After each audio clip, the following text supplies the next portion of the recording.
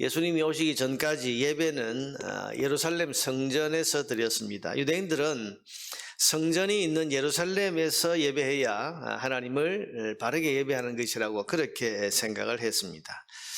그러나 사마리아 사람들은 그 모세의 율법에 보면 광야에서 여러분 모세가 말하기를 나중에 너희가 가나안 땅에 들어가거든 그리심산에서 축복을 선포하라 그런 말씀에 근거해서 자기들이 사는 이 그리심산에서 예배하는 것이 옳다.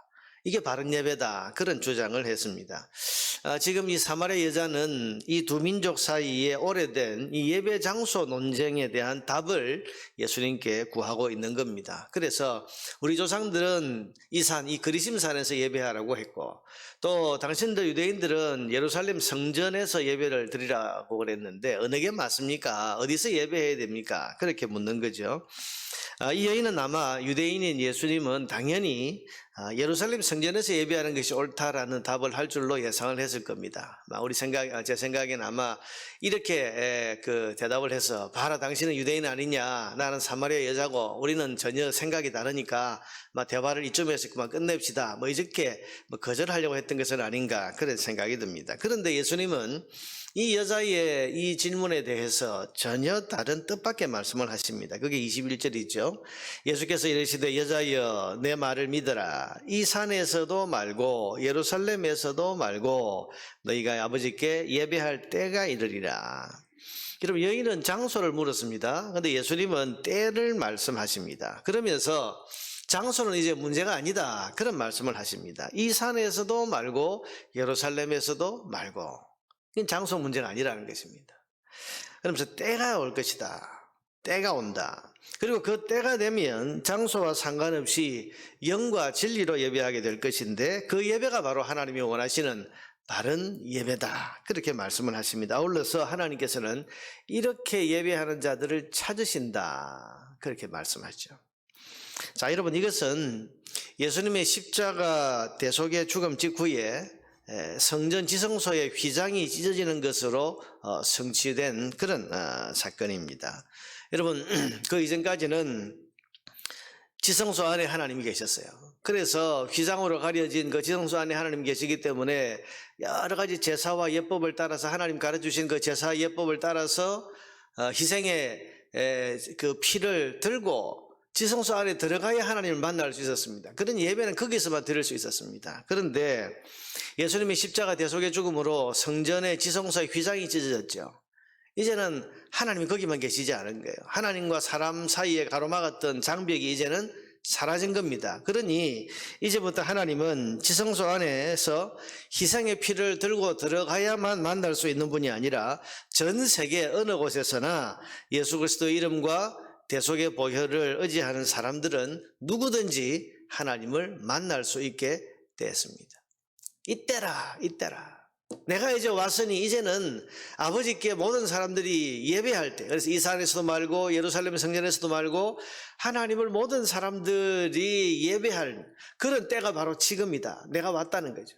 이제 예수님이 곧 이루실 십자가 대속의 사건 이후에 이런 일이 일어날 것을 지금 말씀한 겁니다. 그러므로 이제 장소는 더 이상 문제가 되지 않습니다.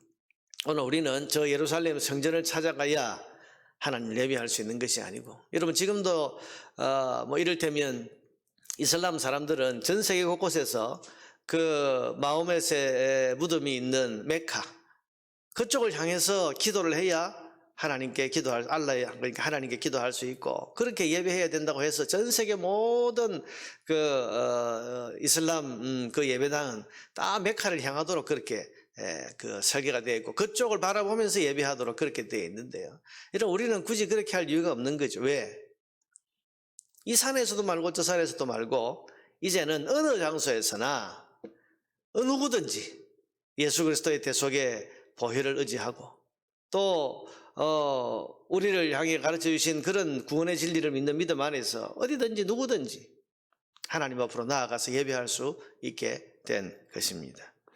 그러므로 어디에서나 성령의 은혜로 거듭난 영을 가지고 예수 그리스도의 진리를 따라 하나님을 예배한다면 그 예배는 하나님이 기쁘게 받으시는 바른 예배, 좋은 예배가 될 수 있는 것이고 오늘 저와 여러분은 이 시대에 바로 그런 예배를 하나님 앞에 드려야 하는 것입니다. 오늘 저와 여러분은 영과 진리로 예배하는 때를 살아가고 있다는 사실을 기억해야 됩니다. 지금 코로나19로 인해서 예배에 여러 가지 어려움과 혼란을 겪고 있습니다. 이런 가운데 우리가 예수님이 가르쳐 주신 이 바른 예배의 의미를 마음속에 잘 기억을 해야 됩니다. 우리는 어디에서나 영과 진리로, 그래서 성령께서 우리를 거듭나게 하셔서 그 거듭난 영을 가지고 영이신 하나님을 어디에서나, 여러분 그래서 하나님은 영이신이라는 말은 뭡니까? 하나님은 어디 장소에 매이는 분이 아니고, 하나님은 어디 어떤 환경에 매이는 분이 아니고, 하나님은 언제나 어디에서나 소위 무소부재하셔서 어디에서나 만날 수 있는 그런 하나님인데, 그 하나님을 우리가 거듭난 영적 사람으로서, 그래서 영이 살아난 사람으로서 성령의 도우심을 힘입어서 그렇게 영이신 하나님을 진리를 따라서, 여기서 말하는 진리라고 하는 것은 예수 그리스도를 통한 구원의 진리를 말하겠죠. 그것을 따라서 예배하는 사람이라면 하나님께서는 언제나 어디에서나 그 예배를 받으시고 그 예배를 하나님이 기뻐하신다, 이런 것입니다. 오늘 우리는 사실은 장소 문제에 있어서 여러 가지로 논쟁이 이 코로나19로 인해서 많습니다만은, 물론 우리가 한 곳에 모여서 예배하는 것은 이 공동체성, 다시 말하면 우리가 주님 안에서 한 가족이고 같은 믿음을 가진 같은 신앙의 형제로서 우리가 같은 믿음으로 하나님을 이렇게 바라봅니다 라고 하는 신앙의 공동체성을 아주 중요하게 여기기 때문에 우리가 한 장소에 모여서 예배를 드립니다만은, 불가피하게 가정에서 영상을 통해서 혹은 또